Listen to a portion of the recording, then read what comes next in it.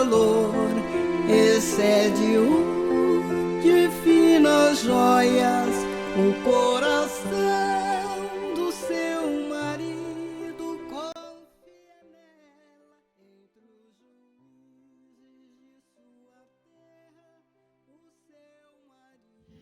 Bom dia, amadas irmãs, queridas ouvintes do programa Mães Amorosas. Vamos desfrutar de mais um provérbio? Hoje, dia 25 de outubro, e o provérbio diz assim: tem visto a um homem que é sábio a seus próprios olhos? Maior esperança há no insensato do que nele. Provérbios 26:12. Temos como título: não seja sábio aos teus próprios olhos. Ter uma postura de que tudo sabe é a pior coisa para quem quer de fato aprender e progredir na vida. Um verdadeiro sábio é aquele que está sempre disposto a ouvir com humildade e não aquele que está sempre pronto para falar. Salomão já dizia: não seja sábio aos teus próprios olhos, teme ao Senhor e aparta-te do mal. Será isto saúde para o teu corpo e refrigério para os teus ossos. Provérbios 3, 7 e 8. Paulo já aconselhava: ninguém se engane a si mesmo. Se alguém dentre vós se tem por sábio neste século, faça-se astuto para se tornar sábio. 1 Coríntios 3, 18. Tiago também disse: quem dentre vós é sábio e inteligente, mostre em mansidão de sabedoria, mediante condigno proceder às suas obras. Tiago 3, 13. A sabedoria lá do alto é pura, pacífica, plena de misericórdia e de bons frutos, imparcial, sem fingimento. Amém? Então, irmãs, vamos procurar a sabedoria lá do alto. Alimento diário. Série Vida e Edificação. Autoria: Pedro Dong. Leitura: Luciana da Silva Gomes Caires. Levantar antes de qualquer outra coisa, faça uma respiração da vida. Amém, irmãs? Hoje eu irei ler o alimento diário da semana 1, do sábado, e ler com oração. Fez Deus os dois grandes luzeiros, o maior para governar o dia e o menor para governar a noite, e fez também as estrelas. Gênesis 1:16. O quarto dia, a criação dos luzeiros. No quarto dia, Deus criou os luzeiros. Podemos perguntar-nos: Deus já não havia criado a luz no primeiro dia? A luz do primeiro dia é uma luz difusa, cuja fonte luminosa, cuja procedência não conseguimos distinguir. Tudo o que Deus faz precisa estar sob um governo, sob um domínio, o domínio de Deus. Portanto, apesar de haver a luz difusa do primeiro dia, havia a necessidade de uma luz mais definida e intensa para iluminar e governar a terra. Por isso, Deus criou o sol para governar o dia, a lua para governar a noite e as estrelas para iluminar a terra. Sem a energia, o calor e a luz fornecidos pelo sol, não poderia existir a vida na terra. Dependemos da energia, do calor e da luz solar. O sol foi colocado por Deus a uma distância exata, em que nem somos queimados nem congelados. Atualmente, o homem tem buscado outros planetas habitáveis, mas isso tem se mostrado uma tarefa muito difícil, pois Deus criou apenas um mundo habitável, que é este lugar maravilhoso em que vivemos. Em dias anteriores, falamos sobre a evaporação da água do segundo dia. A evaporação da água é um fenômeno físico fundamental para o ciclo das águas. o Sol aquece a superfície dos mares, promovendo a evaporação da água como consequência do movimento de rotação e translação da Terra, que ocasiona diferentes níveis de exposição solar ao longo do dia. A diferença de temperatura entre as diversas regiões contribui para variações de densidade tanto no ar quente no ar quanto na água, facilitando a movimentação das massas de ar e água. Por exemplo, o princípio de funcionamento do balão de ar quente baseia-se no fato de que o ar aquecido apresenta menor densidade em relação ao ar frio, tornando-se mais leve e ascendente. Da mesma forma, quando o corpo humano produz calor, esse calor é transferido ao ambiente, fazendo com que o ar quente suba. Esse comportamento também ocorre nos oceanos. Águas mais aquecidas tendem a subir, promovendo movimentos verticais e horizontais. Esses processos físicos são essenciais para a circulação atmosférica e marítima, responsáveis pela formação das correntes de ar e das correntes oceânicas. A interação gravitacional do Sol e da Lua gera as marés, resultando na movimentação cíclica das águas, que desempenha papel importante na redistribuição de nutrientes e na migração de animais marinhos. Essas dinâmicas asseguram a ocorrência de chuvas e a manutenção do equilíbrio climático em diversas regiões do planeta. Além disso, por causa do movimento de rotação da Terra, existem as 4 estações do ano: primavera, verão, outono e inverno. Essas 4 estações fazem a vida se renovar, principalmente em lugares com maior vigor no inverno e no verão. A vida precisa dessa renovação. Como Deus é maravilhoso! As marés, influenciadas pela Lua, afetam a vida na Terra, afetam a vida vegetal e a procriação dos seres vivos. O Sol também é responsável pela geração de alimentos das plantas mediante a fotossíntese. Estas servem de alimento para o homem e para os animais, bem como produzem o oxigênio necessário para a respiração. Esse é o significado do governo do Sol, que além de fazer separação entre dia e noite, exerce seu governo durante o dia. A Lua também estabiliza o eixo de rotação do planeta. Esse eixo sofre mudanças de ângulo, mas é estabilizado por causa da Lua. Isso ajuda a manter um clima mais estável na Terra, pois a gravidade da Lua impede que a Terra oscile demais em seu eixo. Se a Terra oscilar muito, não podemos ter essa vida tranquila que temos aqui. Portanto, a Lua é responsável pelas marés, que são importantes para ecossistemas costeiros e marítimos.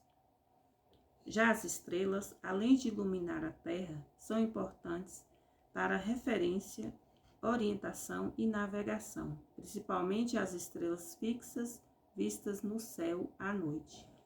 Veja como Deus é sábio. Ele dispôs tudo com propósito e harmonia. Jesus é o Senhor. Olá, criançada! Vamos fazer a imersão nesse sábado? Ando na verdade e me aproximo da luz. Deixa eu te fazer uma pergunta. Você gosta de andar no escuro? Eu não gosto não, hein? Eu posso tropeçar, não tenho certeza do caminho. Mas em Efésios nos fala pra gente andar na verdade, reprovando as obras das trevas. Então vamos andar na verdade e nos aproximar da luz. Ando na verdade e me aproximo da luz. Ando na verdade e me aproximo da luz. Ando na verdade e me aproximo da luz. Ando na verdade e me aproximo da luz.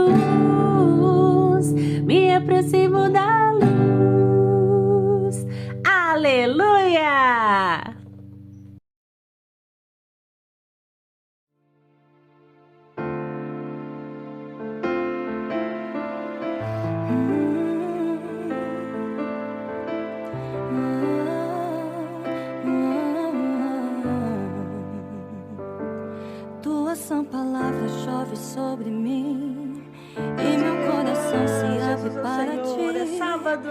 Como boa Estamos terra, para me ler a Bíblia apego com a vocês. tua voz. Medos, incertezas, tudo para se nos alimentar. desfaz quando Estamos as felizes de ter a raízes. sua companhia. Fica com a gente durante toda a nossa programação, tá certo? Senhor Jesus, nós te agradecemos por esse sábado, porque nós podemos nos voltar ao Senhor. Ó, Senhor, é o verdadeiro descanso. O Senhor é o nosso sábado, o Senhor é o descanso. Senhor, nós podemos servir no descanso, podemos servir junto com as irmãs, na unidade.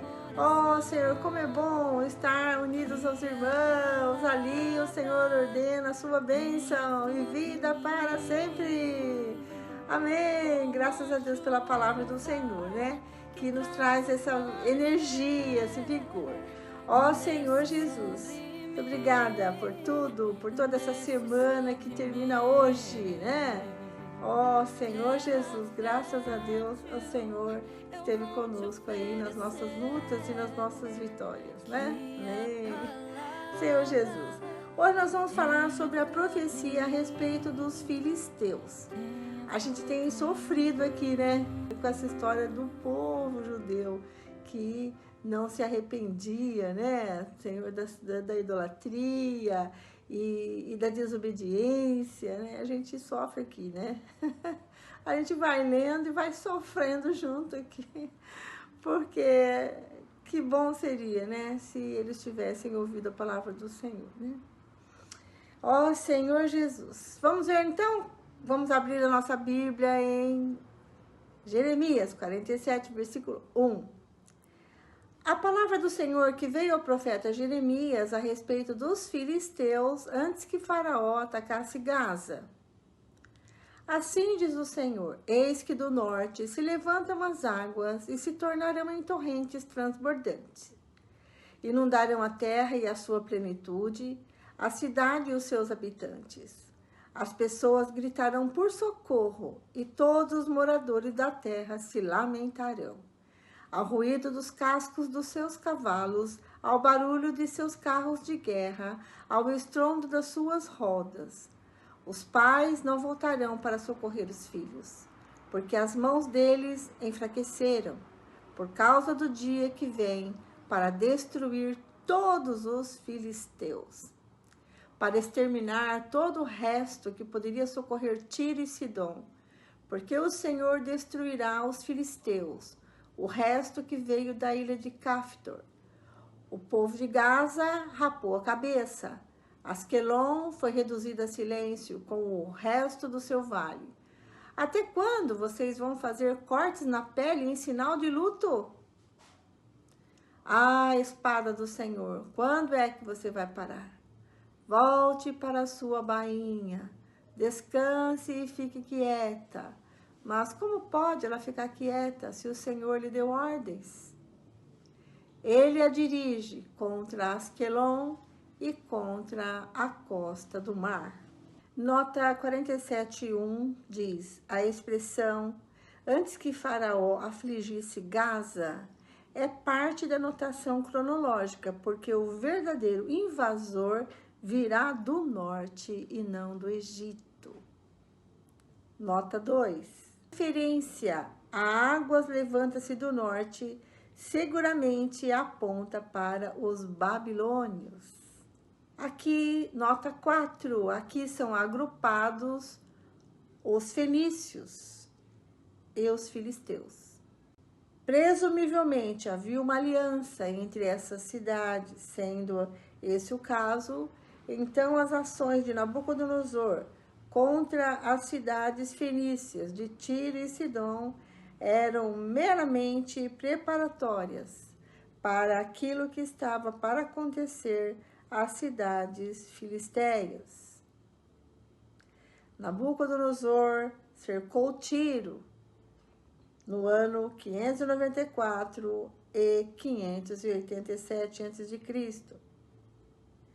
A expressão os filisteus, o remanescente da região de Caftor, concorda com Amós 9, versículo 7, onde Caftor é descrita como a pátria original dos filisteus.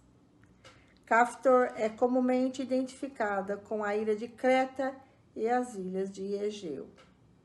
Os filisteus, aparentemente, pertenciam a um grupo conhecido como os povos do mar. Vemos também sobre rapar a cabeça, o que significava, né? Vamos ver nota 5. Há 3 sinais de lamentações aqui nesse versículo 5. Rapar a cabeça, estar perecendo e fazer incisões no próprio corpo. Tentativas para repousar a espada do Senhor será inútil. Aquilo que tinha sido decretado pelo Senhor contra Asquelon e contra a costa marítima foi completada quando Nabucodonosor devastou Asquelon após um cerco em 604, 603 a.C. Capítulo 48, versículo 1, profecia a respeito de Moabe. A respeito de Moabe, assim diz o Senhor dos Exércitos, o Deus de Israel. Ai da cidade de Nebo, porque foi destruída. Kiriataim está envergonhada, já foi tomada. A fortaleza está envergonhada e destruída. A glória de Moabe já se foi. Em Esbom, tramaram contra ela, dizendo: venham, vamos eliminá-la, para que não seja mais povo. Também você, ó Madmen, será reduzida a silêncio, a espada a perseguirá. Ouve-se um grito desde Oronaim, ruína e grande destruição. Moabe está destruída, seus filhinhos fizeram ouvir gritos. Pela subida de Luite, eles seguem com choro contínuo na descida de Oronaim.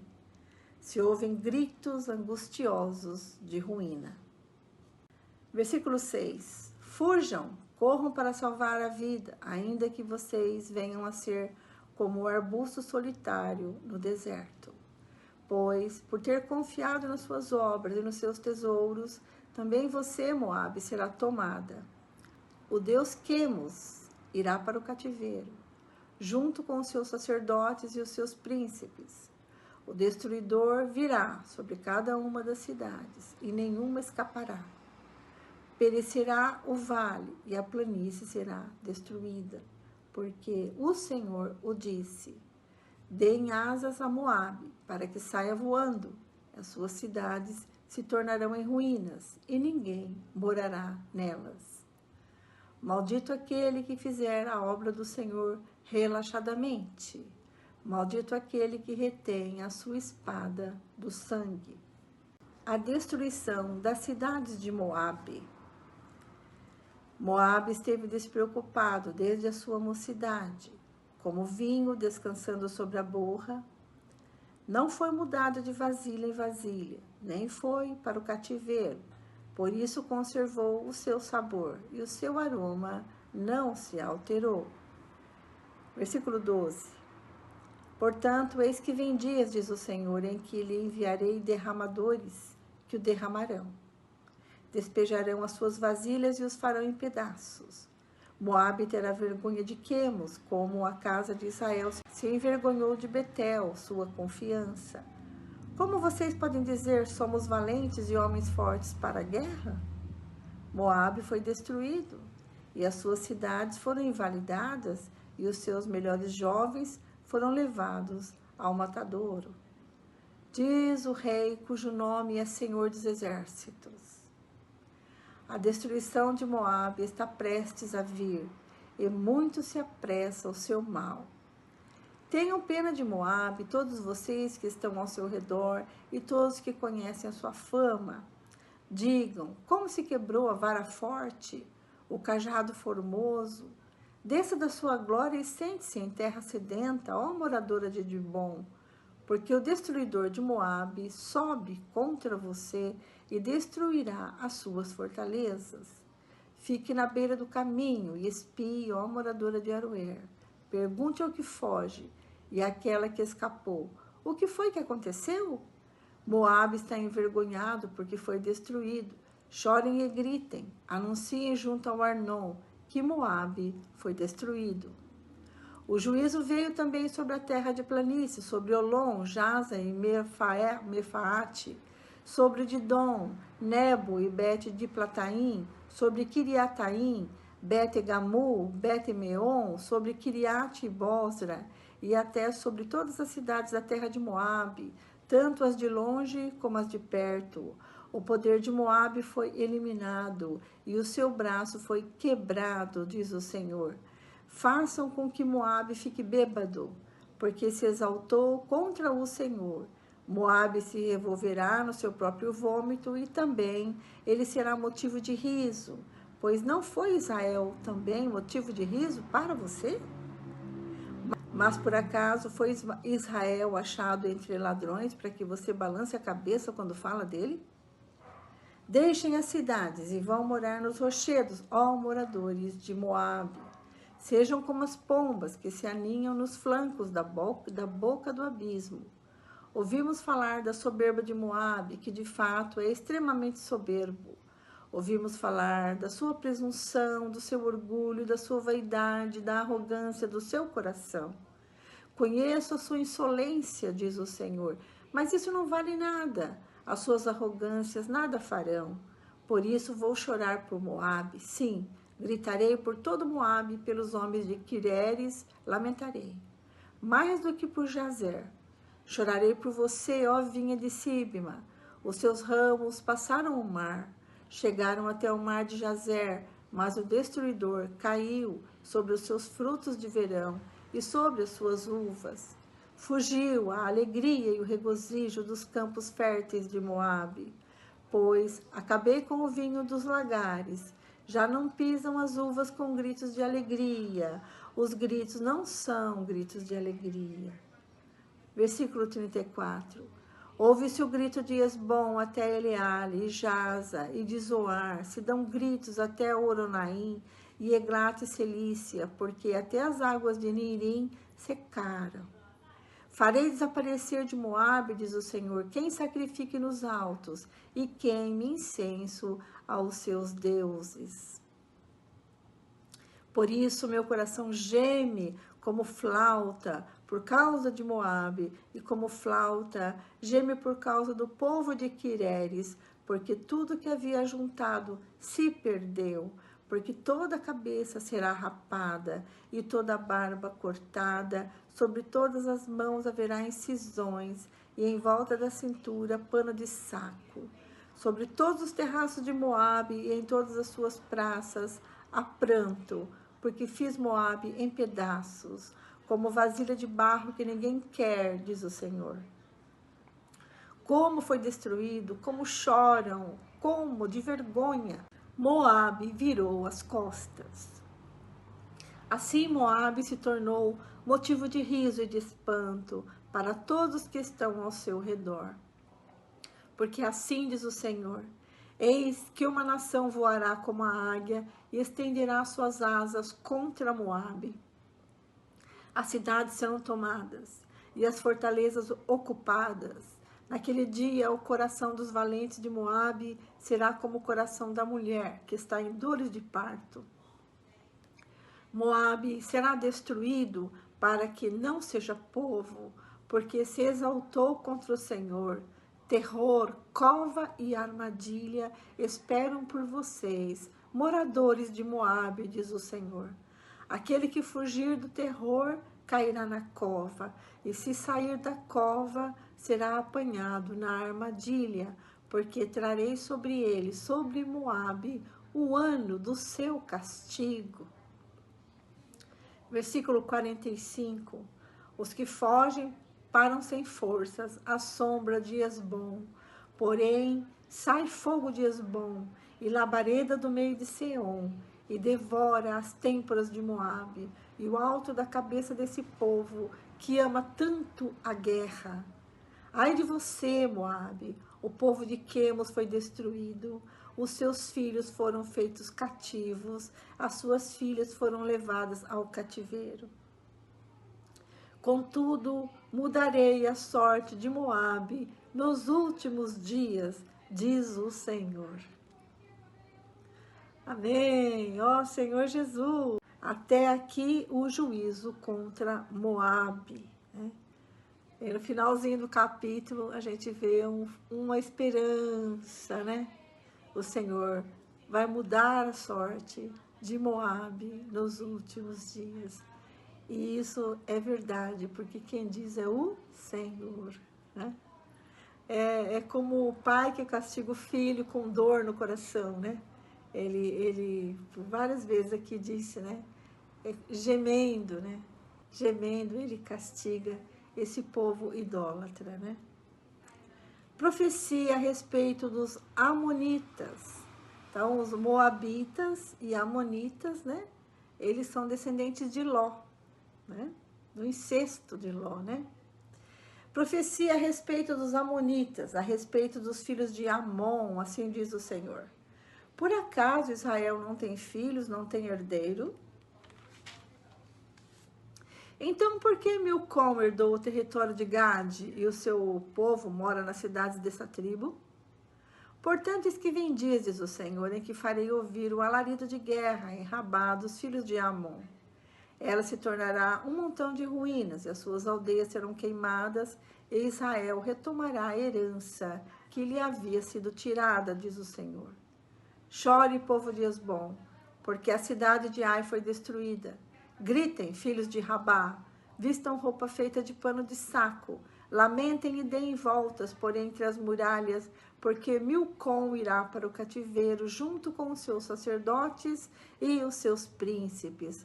Porque você se orgulha nos seus vales férteis, ó filha rebelde, que confia nos seus tesouros, dizendo, quem me atacará? Eis que de todos os lados trarei terror sobre você, diz o Senhor dos exércitos. Vocês serão dispersos, cada um numa direção, e não haverá quem consiga reunir os fugitivos. Mas, depois disto, mudarei a sorte dos filhos de Amon, diz o Senhor. Né? Depois do castigo, o Senhor vai mudar a sorte também de Amon. Profecia a respeito dos edomitas. Os edomitas são os descendentes de Esaú, irmão de Jacó. A respeito de Edom, assim diz o Senhor dos exércitos, por acaso não existe mais sabedoria em Temã? Será que pereceu o conselho dos sábios? Desvaneceu a sabedoria deles? Fujam, voltem, escondam-se em cavernas, ó moradores de Dedã, porque eu trarei sobre ele a ruína de Esaú, o tempo do seu castigo. Se os que colhem uvas fossem até você, não deixariam pelo menos alguns cachos?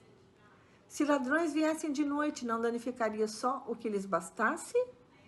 Mas eu despi Esaú, descobri os seus esconderijos e não poderá se esconder. Está destruída a sua descendência, bem como os seus irmãos e vizinhos, e ele já não existe. Deixe os seus órfãos, que eu os guardarei em vida, e as suas viúvas podem confiar em mim. Porque assim diz o Senhor, se até os que não estavam condenados a beber o cálice terão de bebê-lo, porque você ficaria impune? Você não ficará impune, mas certamente beberá este cálice, porque por mim mesmo jurei, diz o Senhor, que Bosra será objeto de horror, de deboche, de desolação e de maldição, e todas as suas cidades se tornarão em ruínas perpétuas. Os pecados e o castigo de Edom. Eu ouvi uma notícia vinda do Senhor, e um mensageiro foi enviado às nações para lhes dizer: reúnam-se e venham atacar Edom. Preparem-se para a guerra. Eis que fiz de você uma nação pequena entre as outras, desprezada entre os povos. O terror que você inspira e o orgulho do seu coração o enganaram. Você que vive nas fendas das rochas e ocupa as alturas dos montes, ainda que eleve o seu ninho como a águia, de lá eu o derrubarei, diz o Senhor. Assim Edom será objeto de horror. Todo aquele que passar por ele ficará espantado e zombará por causa do desastre que lhe aconteceu. como na destruição de Sodoma e Gomorra e das suas cidades vizinhas, diz o Senhor. Assim não habitará ninguém ali, nem morará nele homem algum. Eis que assim como o leão sobe da floresta do Jordão contra o rebanho em pasto verde, assim no momento farei com que Edom fuja dali e estabelecerei sobre ele a quem eu escolher. Pois quem é semelhante a mim? Quem me pedirá contas? E quem é o pastor que me poderá resistir? Portanto, ouçam a decisão que o Senhor tomou contra Edom e os planos que ele fez contra os moradores de Temã. Certamente, até os menores do rebanho serão arrastados. Certamente, as suas moradas serão destruídas por causa deles. A terra tremerá com o estrondo da sua queda, e os seus gritos serão ouvidos até o mar vermelho. Eis que um inimigo como águia subirá, voará e estenderá suas asas contra Bósra. Naquele dia, o coração dos valentes de Edom será como o coração da mulher que está em dores de parto. Profecia a respeito de Damasco. As cidades de Amate e Arpade estão envergonhadas e, tendo ouvido más notícias, cambaleiam. São como um mar agitado que não se pode sossegar. Damasco está enfraquecida, virou as costas para fugir. Tremor tomou conta dela. Angústia e dores lhe sobrevieram. Como de mulher que está dando à luz, como está abandonada a famosa cidade, a cidade de alegria. Portanto, seus jovens cairão nas suas praças, todos os homens de guerra. Serão reduzidos a silêncio naquele dia, diz o Senhor dos Exércitos. Porei fogo nas muralhas de Damasco, o qual queimará os palácios de Ben-Hadad. Profecia a respeito de Quedar e de Azor. A respeito de Quedar e dos reinos de Azor, que foram derrotados por Nabucodonosor, rei da Babilônia, assim diz o Senhor: levantem-se e ataquem Quedar, destruam esse povo do Oriente. Eles pegarão as suas tendas, os seus rebanhos, levarão embora as lonas das suas tendas, todos os seus bens, os seus camelos, e lhes gritarão: há terror por todos os lados, fujam, afastem-se para bem longe, escondam-se em cavernas, ó moradores de Azor, diz o Senhor, porque Nabucodonosor, rei da Babilônia, tomou uma decisão e formou um plano contra vocês. Levantem-se, babilônios, e ataquem uma nação que vive em paz, e sem desconfiar de nada, diz o Senhor, que não tem portões nem ferrolhos. Eles vivem isolados. Os seus camelos serão para presa, e os seus muitos rebanhos de gado serão levados como despojo. Espalharei a todos os ventos aqueles que cortam os cabelos nas têmporas, e de todos os lados lhes trarei a ruína, diz o Senhor. Azor se tornará uma morada de chacais, um lugar desolado para sempre. Ninguém vai morar ali, homem nenhum habitará nela. Profecia a respeito de Elão. Palavra do Senhor que veio ao profeta Jeremias a respeito de Elão, no princípio do reinado de Zedequias, rei de Judá. Assim diz o Senhor dos Exércitos: eis que eu quebrarei o arco de Elão, a fonte do seu poder. Trarei sobre Elão os 4 ventos dos 4 cantos da terra, e os dispersarei na direção de todos esses ventos, e não haverá país onde não cheguem os fugitivos de Elão. Farei com que o povo de Elão trema diante dos seus inimigos e diante dos que querem matá-los.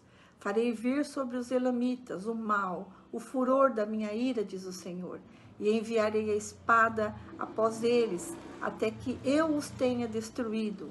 Porei o meu trono em Elão e destruirei dali o rei e os oficiais, diz o Senhor.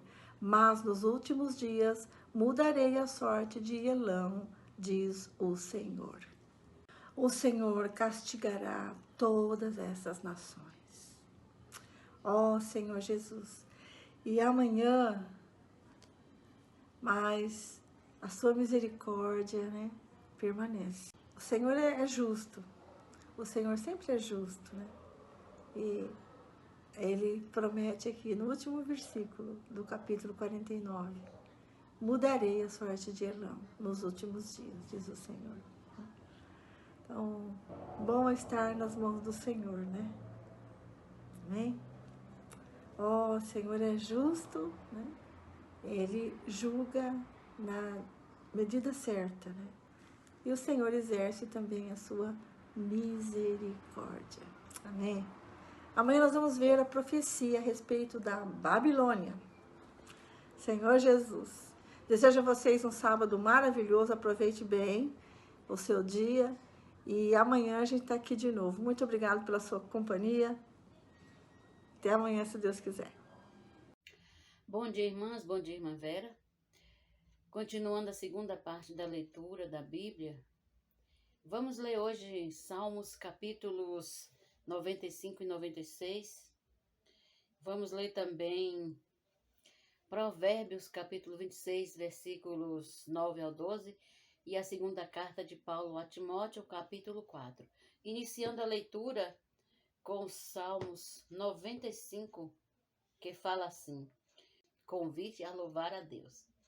Venham, cantemos ao Senhor com júbilo, celebremos o rochedo da nossa salvação.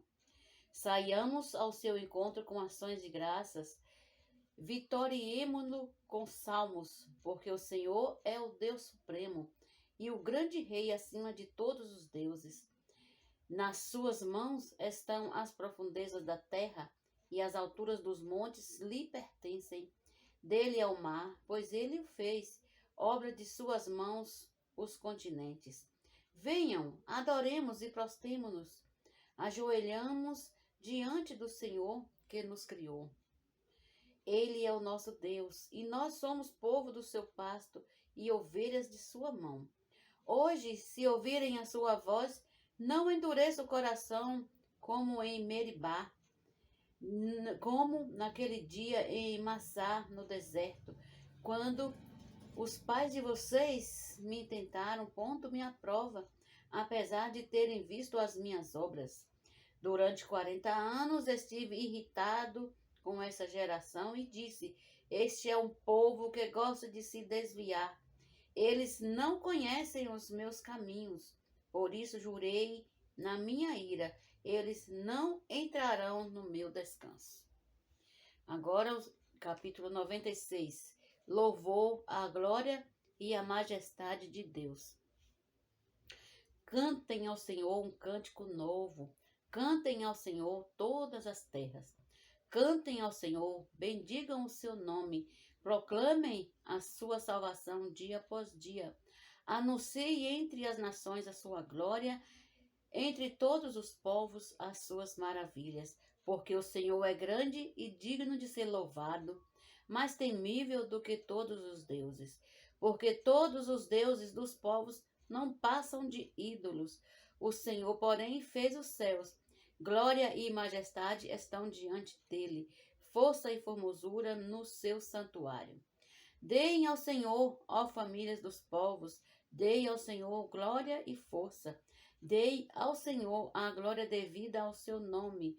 Tragam ofertas e entrem nos seus átrios. Adorem o Senhor na beleza da sua santidade. Tremam diante dele todas as terras. Digam entre as nações: reina o Senhor.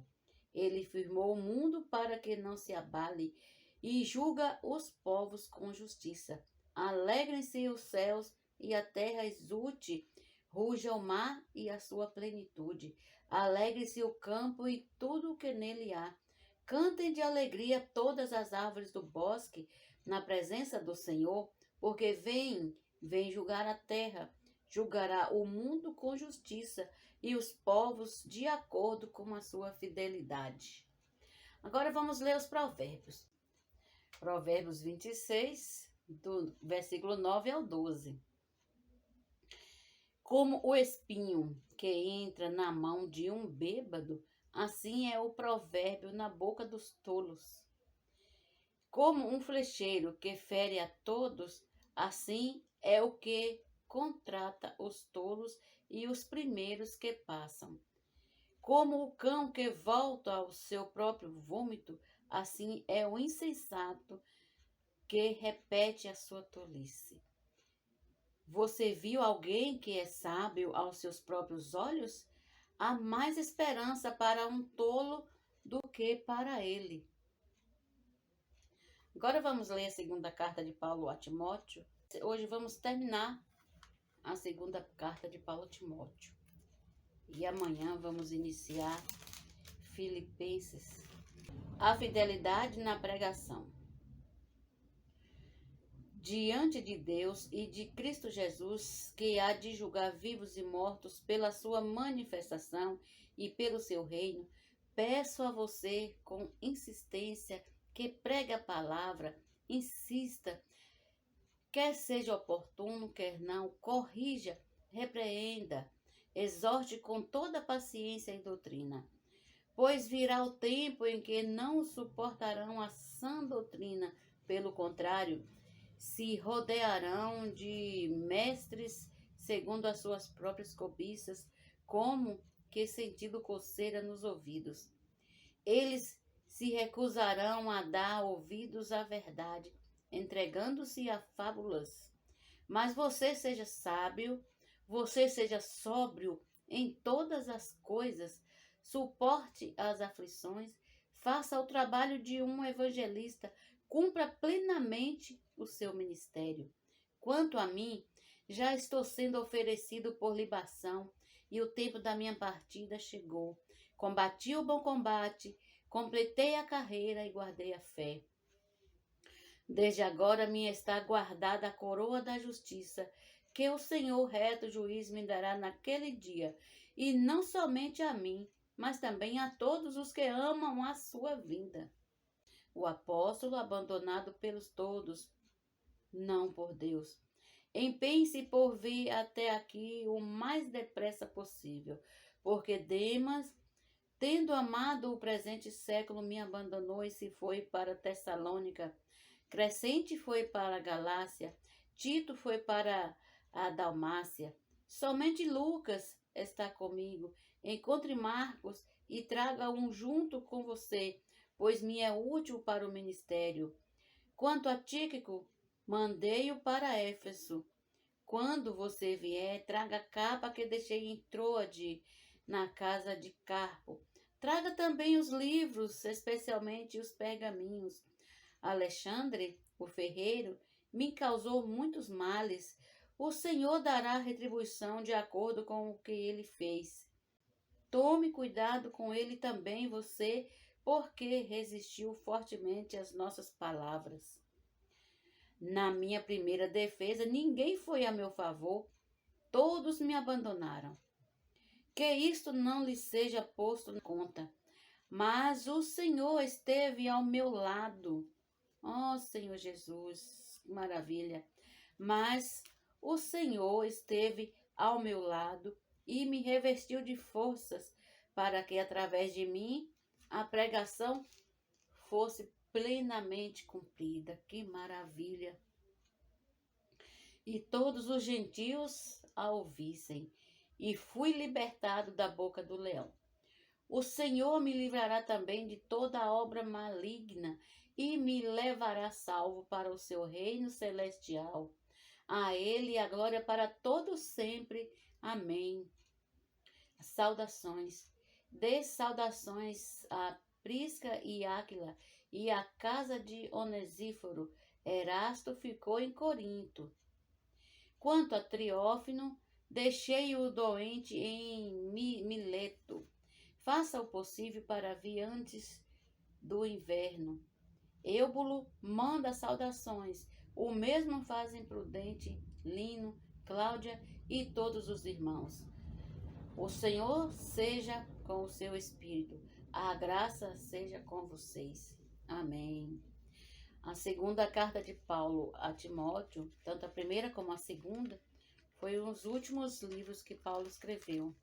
Ele já estava sabendo que ia ser morto, né, por amor à palavra. Aí ele fala aqui assim: na minha primeira defesa, ninguém foi a meu favor, todos me abandonaram. Que isto não lhe seja posto em conta, mas o Senhor esteve ao meu lado e me revestiu de forças, para que através de mim a pregação fosse plenamente cumprida a todos os gentios, a todos os gentios a ouvissem. O amor de Paulo, o dever dele era pregar a palavra, mesmo morrendo por ela, mesmo morrendo pelo Senhor. E foi isso que aconteceu. Outro trecho aqui que ele fala assim: quanto a mim, o versículo 6, quanto a mim, já estou sendo oferecido por libação, e o tempo da minha partida chegou. Combati o bom combate, completei a carreira, guardei a fé. Desde agora me está guardada a coroa da justiça, que o Senhor reto e juiz me dará naquele dia, e não somente a mim, mas também a todos os que amam a sua vinda. Amém. Tenham um bom dia, um feliz final de semana. Até amanhã, domingo, se Deus quiser.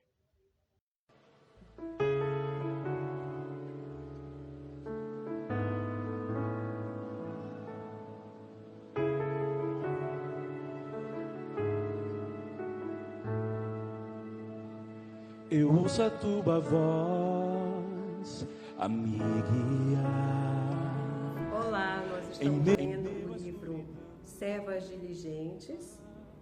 Estamos no capítulo 1 e o subtítulo de hoje é A Serva Diligente que segue o Espírito, dá liberdade para que ele faça a sua obra. Debaixo da liderança de Tiago, a igreja em Jerusalém perdeu a única direção do verdadeiro evangelho. Perdeu a liberdade do Espírito, perdeu sua simplicidade e pureza, distanciou-se dos ensinamentos dos apóstolos e se tornou uma igreja zelosa da lei, formada por cristãos que creram em Jesus, mas praticavam os costumes da lei de Moisés. Ninguém mais tinha um espírito humilde e coração aflito pela palavra do Senhor.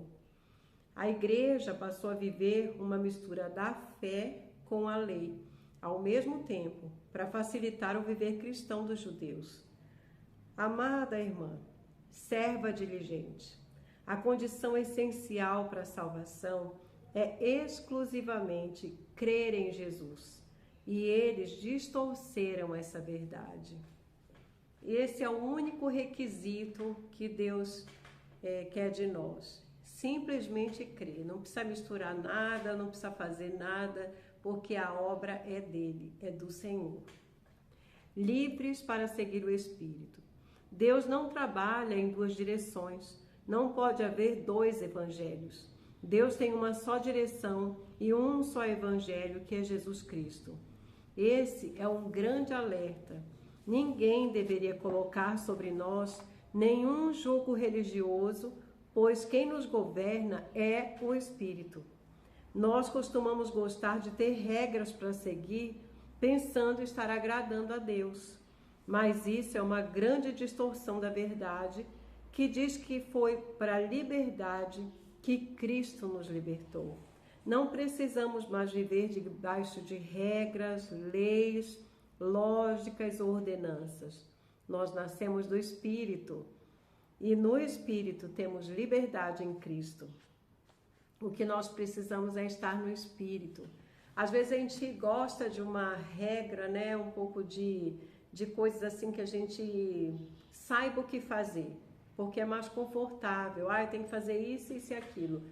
Eu não preciso depender tanto, eu não preciso seguir a direção do Senhor, mas eu já tenho tudo certinho, tudo prontinho para fazer. Mas Deus quer que a gente aprenda dia a dia a dar liberdade para o Espírito, a seguir a unção interior, a ouvir a voz do Senhor e seguir a vontade dele. Em Gálatas 5:1 lemos: para a liberdade foi que Cristo nos libertou. Permanecei, pois, firme, não vos submetais de novo a jugo de escravidão. Se Deus tivesse esperança de que pudéssemos aperfeiçoar-nos na carne praticando a lei, não seria necessário Cristo vir morrer na cruz por nós. O apóstolo Paulo nos alerta em Gálatas 2:21 a não anular a graça de Deus, pois se a justiça é mediante a lei, é como se Cristo houvesse morrido em vão. Amada irmã, quando você volta à prática da lei, você faz Cristo ter morrido na cruz em vão. Tenho certeza de que você não quer tornar vão todo o sacrifício do Senhor Jesus. Ouvindo essa palavra, você pode achar que praticar a lei era coisa do passado, que nada tem a ver com a sua história. Então, o que significa praticar a lei hoje? De fato, não conseguimos praticar a lei e talvez nem sejamos tentados a isso. Mas quantas vezes, por exemplo, nos apegamos às boas experiências espirituais do passado?